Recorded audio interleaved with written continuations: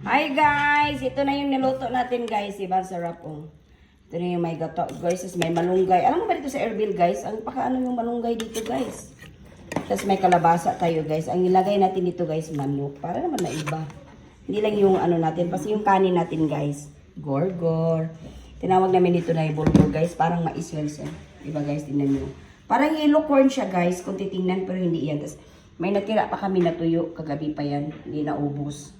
Kasi nga ano, so ito yung luto natin. Thank you sa nagbigay ng kalabasa. Galing kay Aling Tess. Thank you to. Thank you sa kalabasa. Ano siya, masarap siya guys. Galing daw to sa bundok. Thank you. Sana sa ulitin, pag dami kayong kalabasa, bibigyan nyo rin kami.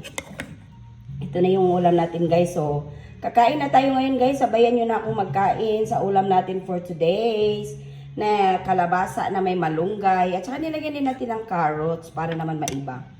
So, hindi ko na pinakita sa inyo guys paano ko niluto kasi ginisa ko lang to guys eh.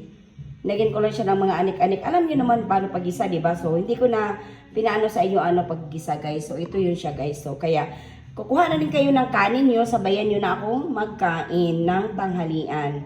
Kasi tanghali pa namin dito ngayon guys. Kaya guys, ingat kayo. Kung saan man kayo ng sulok ng mundo guys, ingat kayo parati. God bless you all guys. Love you all. Bye! Bye bye guys. Bye. Mama chup chup. Bye.